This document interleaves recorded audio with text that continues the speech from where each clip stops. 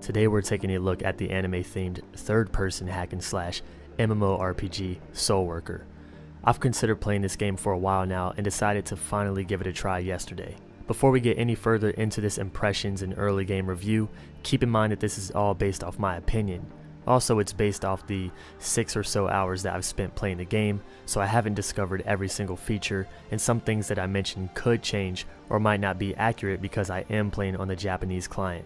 And yes, there is an English patch, and it's pretty damn good. For those interested in playing, please check the description or go to soulworkerhq.com. They have all the questions and answers you're looking for. And also, yes, this game will be coming to the West, and it's being published by Gameforge. We still have no release date, but hopefully we'll see it in 2017. Now let's get to the review. Right away, if you don't like anime or dislike cel-shaded graphics, this game is most likely not for you. However, it could make up for what you don't like with its amazing combat, which we'll discuss soon. If you are looking for a game to fill that MMO void, the next big thing that will last you years, in my opinion, this is not it. Not because it's a bad game, because I think this game is amazing, but because it's not your typical open world MMORPG and it doesn't give you character freedom. It's a lot like Hero Wars or Vindictus. It's almost as if those two games had a baby. Now, this isn't to say that it can't be the next big game for you, but to me it's more of a pop in, pop out kind of game, or something to play in between my main MMO. Still though, I can see myself pouring hours into this game. So in Soul Worker you can choose to be one of 5 characters. There may be more characters in the future, or ones you can unlock, but from what I see there is only 5. They also give you multiple character slots if you want to try any other characters. There is Haru, the girl with the sword, who isn't too hard to master based off the difficulty rating. She was the second class I chose. Erwin, the gunner, who can go from using pistols to giant rocket launchers, even a sniper rifle. The gunner class lovers will be in love. He also has the same difficulty rating as Haru. Lily, the scythe wielding class, a little harder to master than the previous classes, and my first choice. Her skill animations and the combat really made me fall in love with this game. Stella uses a guitar that seems to summon dragons or demonic spirits. She is a 5 out of 5 when it comes to difficulty rating, so kudos to anyone who masters her. And then you have Jin, who seems like the martial arts, crush you with my fist kind of guy, and based off difficulty he is the second hardest class to master out of these 5. The reason I chose Lily was because yes, a scythe is fucking awesome, but also fist, guns, and a guitar just doesn't appeal to me, and Haru being the first class and low difficulty rating made me feel as if most new players would choose her. Each character has a backstory. Now, Soul Worker is set in a post-apocalyptic world where demons seem to have taken over and destroyed pretty much everything. Each of these characters uses a weapon or weapons that gain power from a soul or their emotions. When choosing a character, you get to learn a bit about them and their backstory when the world went to shit. For Lily, it seems as if she came home to find her family or someone close to her dead, and she picked up the nearest weapon to bash the demon's head in.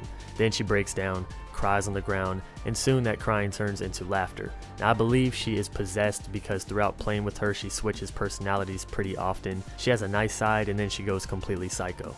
It's pretty cool. With Haru you have a similar story, finding loved ones dead, breaking down, screeching, except she's not possessed. Now if you know the backstories of this game and the characters, please feel free to share in the comments. Don't get pissed if I got something wrong. The introduction gets you used to all the controls, making combos with your skills, getting familiar with the game, the usual. I suggest you not skip the intro with your first character because it also has some cool cutscenes. Once you get to the main hub or main town, you get hit with some pretty peaceful music. And yes, this game has a really good soundtrack from the dungeons to the towns. There's also a ton of different red gates in the main town, a lot of NPCs, general merchants, a crafting NPC, bank/warehouse manager, and a few others to give you quests throughout running these dungeons. The way the game works is that you chill in this main hub, and when going on a mission you walk to these gates. Each gate takes place in a certain area with multiple missions, or episodes as they call it, and each episode looks the same in design, they just have different mob placement. And as I said earlier, this isn't your typical MMORPG, so if you come into it looking for the next big thing, what can you pour hours into? Run trade packs, PvP and fight factions, dominate the server, and whatever else, this is not that kind of game. The game early on is also easy to solo, and if playing by yourself, which most of you will do, it feels a bit lonely.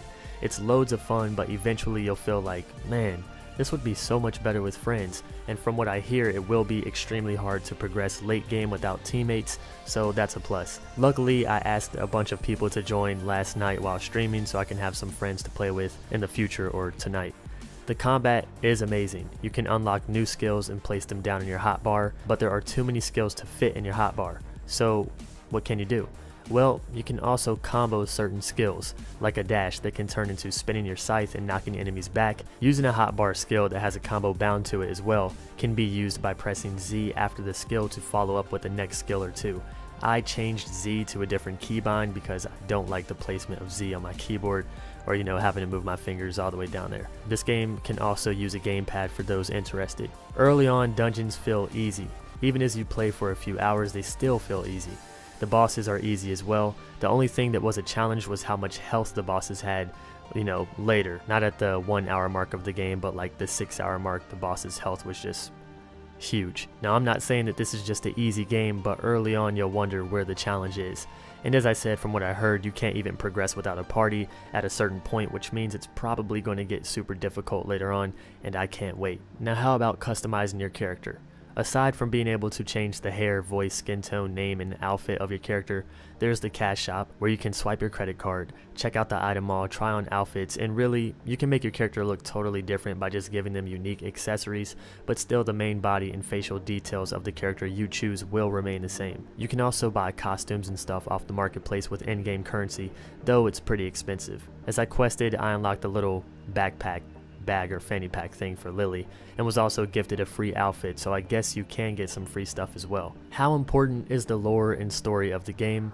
From the few cutscenes I've seen through dungeons, it seems pretty cool, like an action-packed anime, but nothing really made my character feel important or made me feel like I was making a huge difference in the story, just slashing my way through hordes of monsters and clearing dungeons. This could be because it's in Japanese and I don't understand anything, or I don't know, maybe the story didn't appeal to me much, but this is just the early game. The introduction to the characters kind of hits you in the feels though.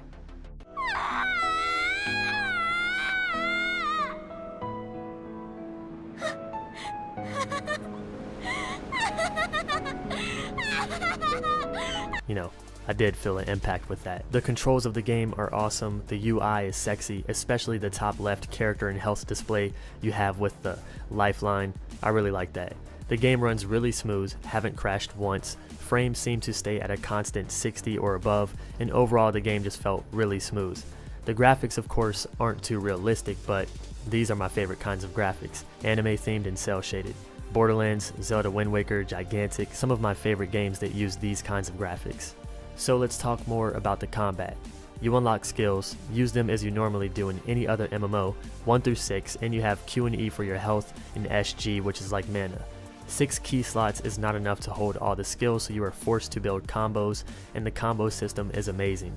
I use my 1 hotkey combo to pretty much kill all enemies close to me with 3 skills that deal massive damage to anybody who's close ranged. My 2 combo helps me close the gap with enemies further away, and my 3 combo is for when I have enemies pinned down or a group in front of me. The skills I have locked to my 3 combo keep my character in place and let me spam left mouse button for more damage. Left click is your basic attack / combo that builds SG so you can use more of your hotbar skills. If this game becomes more difficult, I can tell that these boss fights are going to get super hard and require a lot of focus because the mechanics are definitely there. As far as gearing goes, you have your weapon, helmet, fist, chest, and boots, with the accessories, earrings, necklace, and 2 rings. There seems to be an enchanting system, but I haven't made it that far, or if it is available, I haven't messed with it yet.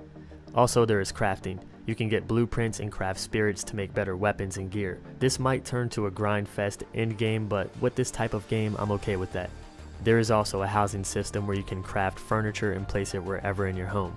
Similar to Revelation, where its instance and rooms have ratings. You can look up other rooms and visit their places as well. This game is also very alt friendly, and I'll explain why.